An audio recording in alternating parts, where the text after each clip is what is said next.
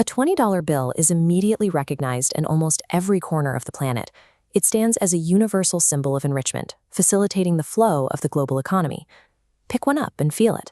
The surface is a proprietary fabric blend, about 75% cotton, woven with 25% linen. Because it's fabric, the bill wears out. The average $1 note circulates for only about 3.5 years before it becomes too damaged for electronic readers. To maintain the supply, the Federal Reserve pulls these worn notes from circulation and destroys them, shredding billions of dollars in face value every year. This highly engineered system is a far cry from the early American colonies. With no native currency and a shortage of British coins, settlers relied on barter, trading tobacco crops, beaver skins, and indigenous wampum shells to conduct basic business. Eventually, the Spanish peso became the default reliable currency of the colonies.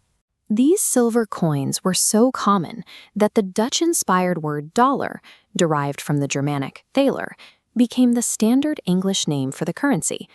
The modern dollar sign likely originated right here on the back of the peso. Historians point to the two vertical pillars of Hercules wrapped in snaking banners, or the overlapping P and S abbreviation used in ledgers at the time, as the visual ancestors of our currency symbol. It raises a question. How did a nation that began with a chaotic lack of money manage to engineer this small scrap of cloth into the most powerful object in the entire global economy? In the early 19th century, the American economy was a fragmented mess. The federal government didn't issue a national paper currency, leaving 10,000 different types of private and state banknotes to circulate at wildly inconsistent values. This lack of standardization invited fraud. Counterfeiters realized they didn't even need to imitate existing bills. They could simply invent fictional banks, print professional-looking notes, and pass them off to a population that rarely saw the same bill twice. By 1861, Abraham Lincoln needed a way to fund the Union's Civil War effort. His solution was to consolidate economic power by creating a single, centralized currency authorized strictly by the federal government. These new federal greenbacks used a reverse side printed in a patented green ink. At the time, this specific pigment served as a barrier to counterfeiting, as early cameras and chemical reproduction methods struggled to replicate that exact hue. In the 1930s, the Treasury further standardized the brand by adding the Great Seal to the back of the bill, featuring 13 arrows of war and the all-seeing eye of Providence. While these symbols fuel persistent conspiracy theories about secret societies, they were actually a calculated branding exercise. The pyramid was chosen to project strength and duration, while the Latin mottos signaled the birth of a new national order. The 1957 edition of In God We Trust finalized the bill's design. By layering national symbols, religious appeals, and technical security features onto a single document, the government moved past simple IOUs and created a tool that projects an aura of absolute, sanctioned value. However, modern bills are missing a critical element that used to be their primary selling point. For most of American history, these notes carried a written promise to exchange the paper for its value in physical gold. This gold standard went global in 1944 at the Bretton Woods Conference. Delegates from 44 nations fixed the dollar's value at $35 per ounce of gold, and in turn, the rest of the world pegged their own currencies to the dollar. This system gave the dollar massive influence, but it required the U.S. to physically trade its gold reserves to any foreign central bank that presented it with paper dollars. By the 1960s, heavy U.S. spending abroad, on everything from the Marshall Plan to the Vietnam War, caused foreign nations to doubt the economy.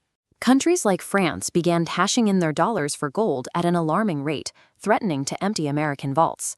To prevent a total collapse of U.S. reserves, President Richard Nixon abruptly suspended the convertibility of the dollar into gold in 1971. This move, known as the Nixon shock, ended the era of gold-backed money. As this chart shows, the dollar immediately became a floating currency.